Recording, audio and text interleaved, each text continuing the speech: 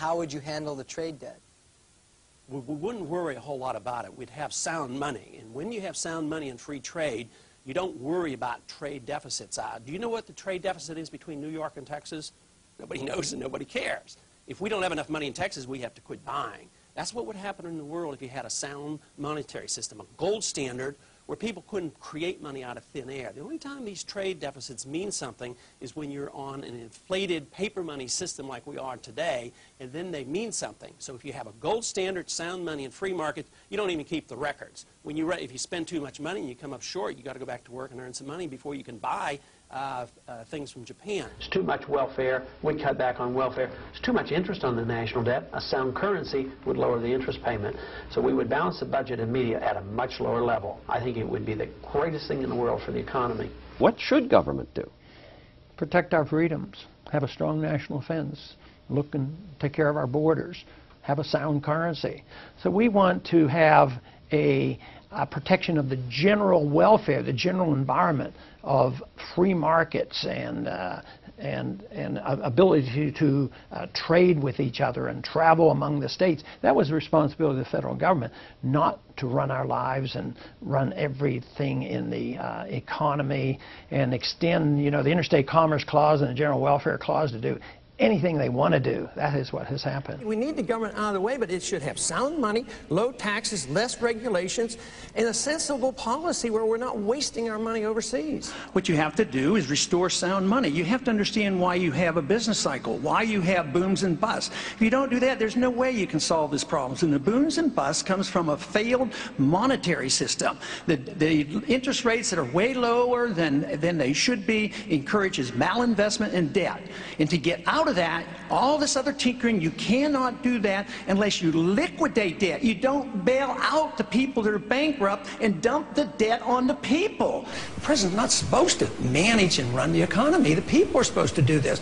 The government's supposed to give them sound money, low taxes, less regulations. The people are supposed to run it. But here we're assuming that the president's supposed to run the economy. They don't have a right to a house or a right to a job or a right to medical care. And besides, once government decides those are rights, you end up with much less. Once the government gets involved in planning, central planning, whether it's education or medicine or housing, look at what they did when they decided everybody should have a house. We had a housing bubble. Now we have a housing bubble that's collapsing. People are losing their homes. So this whole motivation, the purpose of government is to protect liberty and understand how the marketplace works. So a truly compassionate person would argue the case for truly free markets and sound money. That's what we need. Then you would help people. I do think that we push some of these programs with community reinvestment acts and easy credit. There were a lot of things that encourage this, where I'm convinced that if we had a little sounder monetary system and we didn't have this so easy credit, people wouldn't be making so many mistakes. History is on the side of hard money. If you look at stable prices, you have to look to the only historic sound money that's lasted more than a few years. Fiat money always in.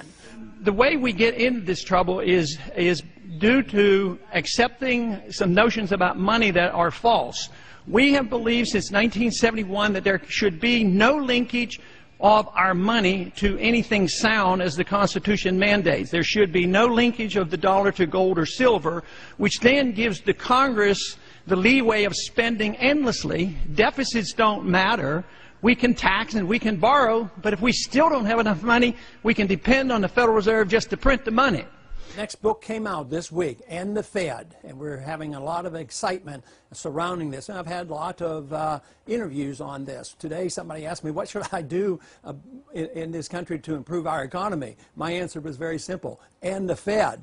The Fed is the culprit, and I talk about that in this book and explain why the Fed not only creates our problems, they perpetuate the problems, and the sooner we come around to understanding that, and at first, of course, get the audit of the Fed, but eventually we have to end the Fed if we care about sound money, personal liberties, limited government. This is the book that you have to read. So we need to get busy and really have change, because we need to immediately balance the budget, pay down some of the debt, let people go back to work, bring our troops home, have sound money. That's a revolution. If you want change, What you need is somebody that's going to make sure you're never going to have a draft and that we're going to bring our troops home, we're going to balance the budget, we're going to have sound money. He never talks about any of that. The role for the government ought to be given us a sound currency, not a bunch or a few people in secret rooms that have monopoly control over the money supply and the interest rates. That's not in the Constitution. People who like individual liberties and free markets and sound money. My proposal is to legalize competition with the Fed, and that is for you to have the constitutional right to use sound money, gold and silver currency. If you do that today, you'll be arrested. Even though you would be you'd be correct constitutionally, they will put you in jail for that. So my idea is to legalize that, get rid of the legal tender laws, and people who like the Fed and like paper money, fine. If others like to deal in silver currency or gold currency, they should be allowed to do it. You also don't believe that medical care is a right. Now, as a gynecologist, you're a doctor. How do you justify that sort of feeling like not every American deserves the right to good medical care? You don't have a right to things and services. You have a right to your life. You have a right to your liberty. Yeah. And if you want good medical care or if you want a healthy economy, you have to have a free market economy with sound money and good contract laws, and then there'll be great prosperity. But we have a system of corporatism now where business and governments are partners, and they rip us off. I think it's much better to bite the bullet and say we've lived beyond our means, we ought to live within our means, we ought to have a sound currency and balanced budget. We need to have a system where we invite capital back into this country. We destroy the incentive to bring capital here. I mean, if you have a company and you have a lot of money overseas, you get taxed to bring it back. You know, the biggest thing, though, long term, that we could do for Haiti would be to introduce them to sound economic policies so that they wouldn't suffer. I mean, their buildings were built poorly and the people are so poor, and just handing out money is not going to solve that problem. They need to be introduced to the philosophy of free markets and sound money so they can be more prosperous, build better houses. Who would have ever dreamed a few years ago that our monetary system would get the attention? I consider that very, very important. But now the young people on the campuses are studying Austrian economics and sound money, and they know about how silly paper money is and why that gives us booms and busts and unemployment. So I think that's exciting. You know, it's really scary to see what can happen in a society when the overspending comes home to roost. You know, when you see the consequences of years and years of overspending. Obviously, people here are very worried about our debt and our deficit. Congressman Paul, could this kind of thing happen here? Could what we're seeing in Greece and California happen on a nationwide basis here? Absolutely, and there's going to be anger and there's going to be riots in the streets as well. But this is all a consequence of the fact that why and how do governments spend like this? It's because they don't have sound money. When we run up deficits, we tax, but never enough. We can't tax. It would ruin the economy. Then we borrow, and we get away with that for a long time.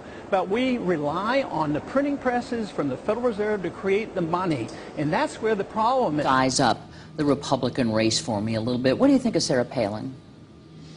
No, I'm not much into sizing up anybody. Well, I can size them up as a group. I think so far most of them represent the status quo, you know, and not any. I think they're shifting a little bit because of the political pressure. But who's saying bring all the troops home? Who's saying that we need sound money and we ought to believe in the Constitution? Who wants to get rid of the Patriot Act? Who believes in property rights? You know, they're going to modify their position, but they represent the status quo. And this is what excites so many people now. They're sick of the status quo. Will there be a deal to raise the debt ceiling this month? Well, I don't think anybody has an absolute answer to that, but I have my suspicions, and I would bet on that there will be. And much to your unhappiness? Sure. I mean, I came into the Congress a good many years ago, and my goal was to shrink the size of government and balance our budget, pay the bills, have sound money, and live within our means and mind our own business. And I haven't done a very good job. It seems like we're going in the wrong direction. Currency is sound only when it is recognized and accepted as such by individuals through the actions of the market without coercion. Throughout history, gold and silver have been the two commodities that have most fully satisfied the requirements of sound money. You are a disciple of what's called the Austrian School of Economics. What is that, briefly? And what would economists like Ludwig von Mises and Friedrich Hayek, who were two of the leaders, of the Austrian School of Economics, what would they say is the right way to deal with boosting the economy now and with dealing with our national debt? Well, they asked Mises that one time. They were having runaway inflation in Austria. It's Austrian economics because the main leaders of the school came. They escaped. They were mostly Jewish, and they came over here to escape Nazism. And they asked him once, at the height of a crisis like this, and there was a bit more inflation, and they said to Mises, what would you do? And he said, I'd resign. In other words, take your hands off of it. Let the people take care of it. Let the people who have lived beyond their means, let them go bankrupt. Let the liquidation occur. Get rid of the malinvestment like we did in 1921. We recovered, it's not even hardly in our textbook, about the Depression of 1921, which was a natural consequence of the inflation for World War I. So we want our hands off. The Depression lasted 17 years because we wouldn't do that. Japan has had hands-on. They've been in the doldrums for 20 years. So, and we're now into this one. It's a lot more than 5 years. We're basically been over 10 years that our economy has been slipping. So they would say, hands off, give us a sound currency, free up the markets, property rights, enforce contracts, make sure people go bankrupt when they're bankrupt, and don't bail out their buddies. Don't let the Federal Reserve create money out of thin air. The philosophy of this country is shifting. It's shifting in the direction of the Constitution, limited government, a foreign policy that is different, balancing our budget, having sound money. So I would say it's coming together. The philosophy is coming together with a political change, and we've talked about this even 4 years ago. It was coined as a revolution.